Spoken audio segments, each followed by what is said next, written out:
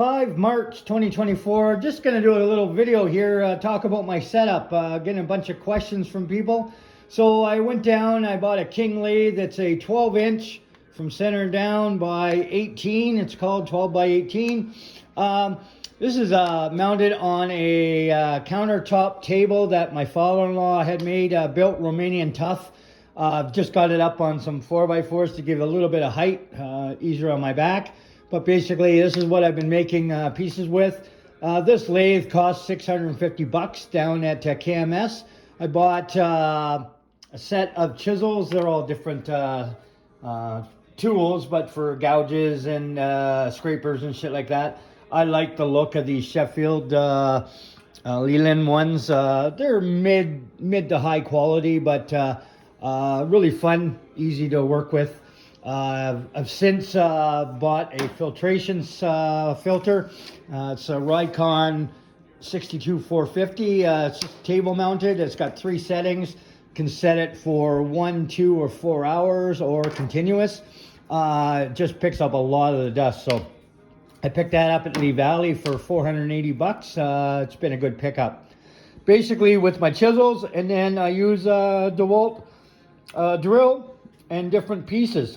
And I've just been buying these on online, different sets. They come in a box, just different sizes, and they're kind of use and throw away.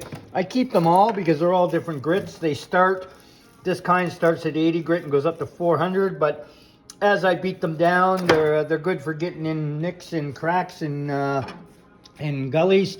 So that's kind of the setup. I've used a wood box around the back just to keep the wood chips from going into my back here.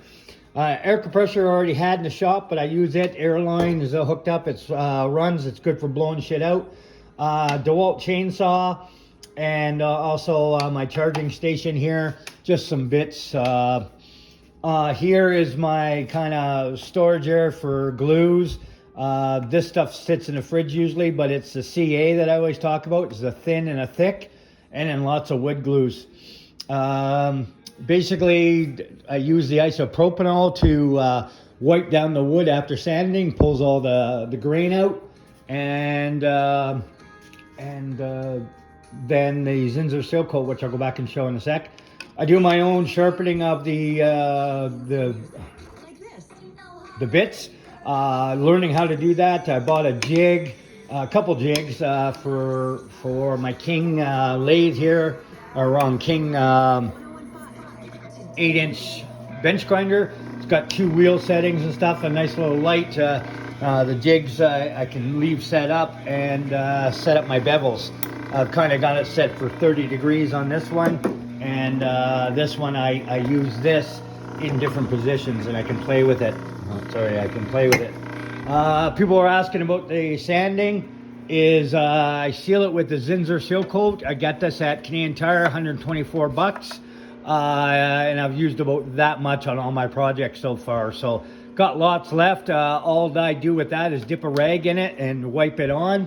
Wipes on, let it dry, and then use some of these little wheels here to buff it out. So far it's been so much fun. I can't produce identical projects back to back because once I use the bits and I carve, and then I do quite a bit of shaping and polishing and sanding with these, and I kind of just go to it. So you know, that's a lot of the holes that I drill are done by Forster bits, and then I put a bit of those bits in and sand it up. So just got a bunch of little projects on the go, but I figured I'd set this up. Whole thing with the lathe and the chisels, the glue, and those jigs was 1,300 bucks. Like I said, I bought the filtration system separate, and I have bought a few other little scrapers and parting tools and stuff like that.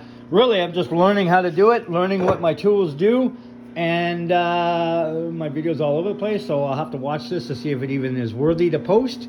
But so far, it's been so much fun. Hope you liked my little update of the shop and my setup.